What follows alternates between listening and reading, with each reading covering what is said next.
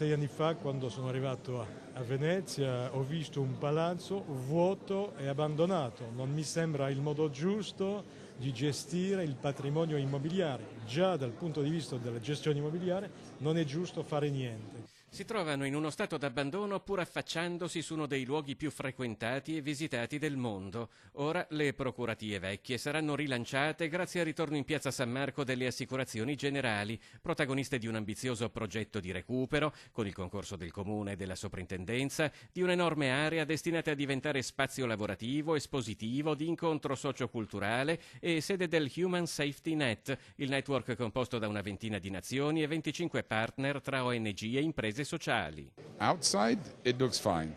Fuori hanno un bell'aspetto le procuratie vecchie, racconta l'archistar David Chipperfield, ma dentro la situazione è piuttosto trascurata. Gli spazi subiranno modifiche con l'obiettivo di creare grandi aree.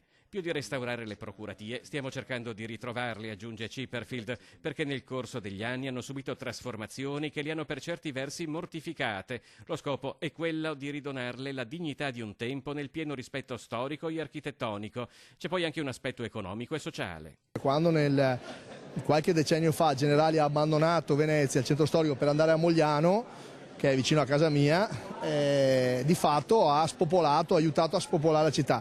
In questo caso c'è un rientro del lavoro, rientreranno gli abitanti, rientreranno i giovani, la classe media, la classe fra virgolette intelligente, cioè quella che lavora per studiare il futuro del nostro mondo. Lo stesso Philippe Donet lo ripete più volte, le procuratorie non saranno destinate al turismo ma al lavoro. Nuovi posti di lavoro non legati al turismo era una frase che a Venezia non si sentiva da decenni.